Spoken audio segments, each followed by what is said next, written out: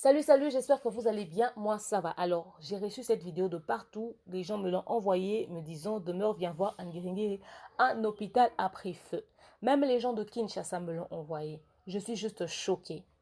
Parce que, deux fois, il y a l'irresponsabilité dans le chef de certaines personnes.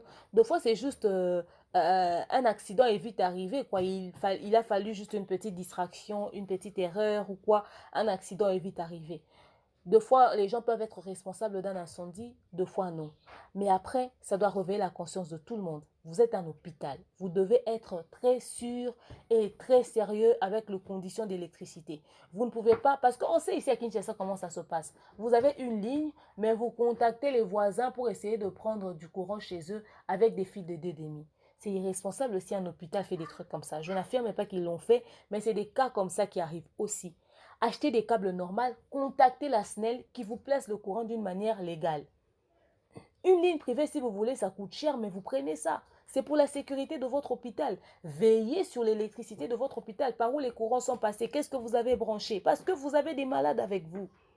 Et si vous avez un problème de SNEL, vous avez un groupe électrogène. Même le groupe électrogène peut occasionner un incendie. Veillez sur la façon dont vous avez orienté les fils, vous avez branché, surveillez ça de près.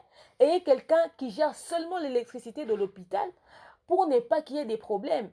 Que cette personne fait quand est-ce que quand vous allumez le groupe, quand vous alimentez le groupe électrogène, quand ça passe par la logette pour distribuer le courant dans tout l'hôpital, qu'il y ait une personne qui fait que sur ça.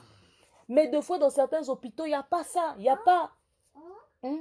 Ça peut être une bougie, ça peut être une lampe, ça peut être une tige d'allumette. Peut-être c'est venu d'un truc que les gens peut-être négligé. Donc, il faudrait vraiment que vous puissiez veiller. Alors, veillez sur les conditions de sécurité de l'hôpital. Vous ne pouvez pas ne pas avoir dans un hôpital, vous ne pouvez pas ne pas avoir des trucs anti-incendie. Ce petit truc rouge là qu'on utilise pour éteindre le feu. Vous ne pouvez pas manquer ça. C'est anormal. Vous ne pouvez pas manquer ça. Vous devez avoir ça. C'est important. Pour qu'au cas où il y a le feu, tout de suite vous prenez, vous éteignez. Vous devez avoir un service qui s'occupe de la sécurité de l'hôpital.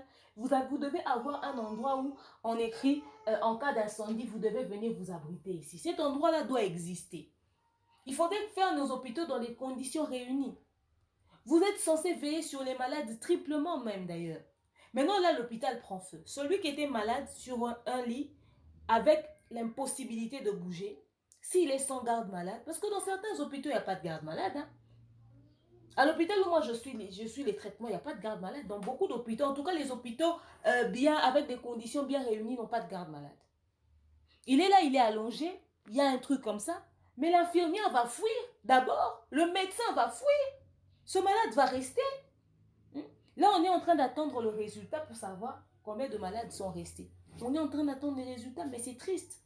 C'est-à-dire que vous avez laissé quelqu'un dans un hôpital avec espoir qu'il guérisse, qu'il sorte, mais on va vous appeler pour vous dire quelqu'un qui était déjà en train de se rétablir, normalement dans quelques jours, le jour même il devait sortir de l'hôpital, l'hôpital a pris feu.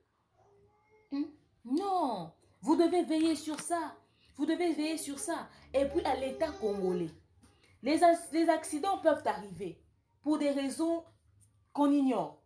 Ça peut être une chose ou le contraire.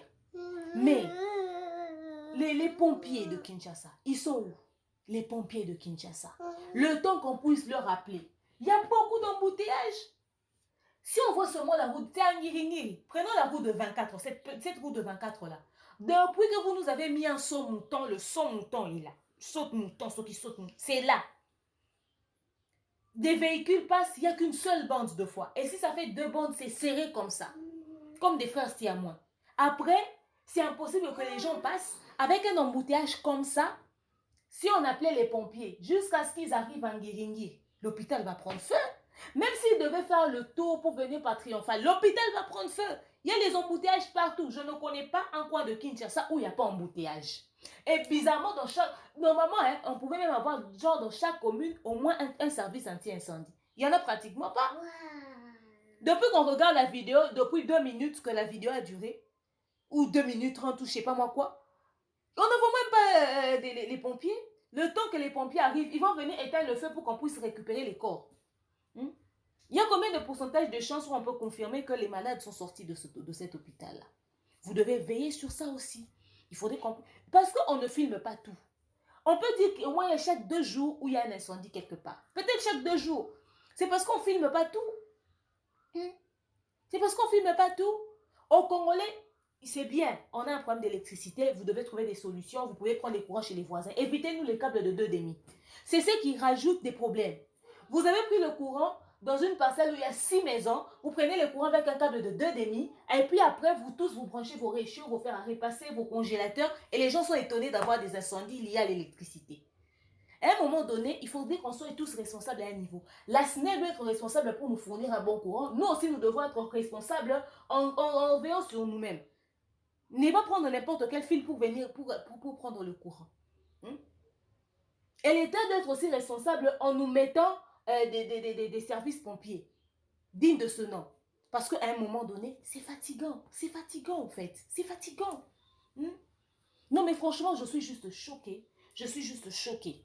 Nous sommes tous responsables de ce qui s'est passé. L'hôpital est responsable et le service anti-incendie et les gens de la SNEL et tout, et tout. L'incendie peut venir de tout. Nous sommes tous responsables de ce qui se passe. Nous devons veiller sur tout. Les hôpitaux, veiller sur les conditions de l'électricité. Qui s'est quand même pas chanté ici pour dénoncer en citant Mama Emo. Peut-être qu'il aurait dû dire les hôpitaux tout simplement. C'est peut-être parce qu'il a indexé Mama Emo. C'est peut-être parce qu'il avait indexé Mama Emo qu'on l'a dit, ouais, on a poursuivi, nanana. Mais dans ce qu'il avait dit, c'est pas seulement Mama Emo. Il y a beaucoup d'hôpitaux. Et puis on l'a fait interpeller pour les histoires de Nîmes. On est venu dire que ouais, cette chanson ne peut pas passer, patati patata. Heureusement que vous avez levé cette sanction. Les musiciens sont censés dénoncer au fait le mal. Voilà le mal qui est là. Un hôpital comme ça, les malades, l'hôpital a pris feu. Les premiers responsables, c'est d'abord eux-mêmes l'hôpital, n'est-ce pas? Heureusement que vous avez libéré Karmapa. Et puis j'ai vu les médecins passer sur Top Congo en train d'expliquer les conditions qu'ils avaient autrefois à Mama Emo et les conditions qu'ils ont actuellement à Mama Emo.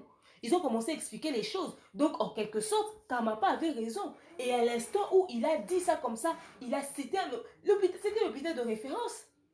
À l'instant, il a dit ça comme ça, il a indexé moi-même. Je suis sûre que même Clinique Universitaire a commencé à chercher comment régler les conditions sanitaires de son hôpital là-bas. Tous les hôpitaux, même cinquantenaire, tout le monde. Maintenant, à l'instant où on a cité un hôpital comme ça qui était de renommée, je suis sûre que tous les hôpitaux ont dit, ben voilà, avant que Karmapa entre en studio puisse chanter aussi notre hôpital, qu'on puisse veiller sur ça.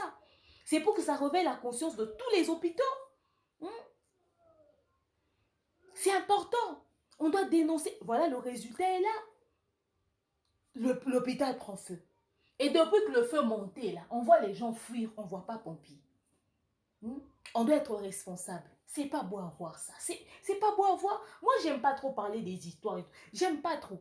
Parce que si on doit parler à boire et à manger, il y a beaucoup à dire. On a trop de négligence dans le chef. Dans le chef de chaque Congolais, il y a de négligence. C'est pas normal. C'est tout ce que j'avais à vous dire. Avec espoir, en tout cas, avec espoir que ce message passe, que les gens prennent conscience. Parce que espoir que les malades qui sont brûlés dans l'hôpital, c'est déjà passé.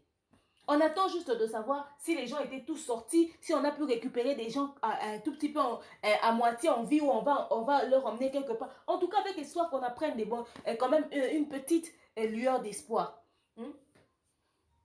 Mais ça doit servir de leçon. Je vous souhaite à tous une bonne journée.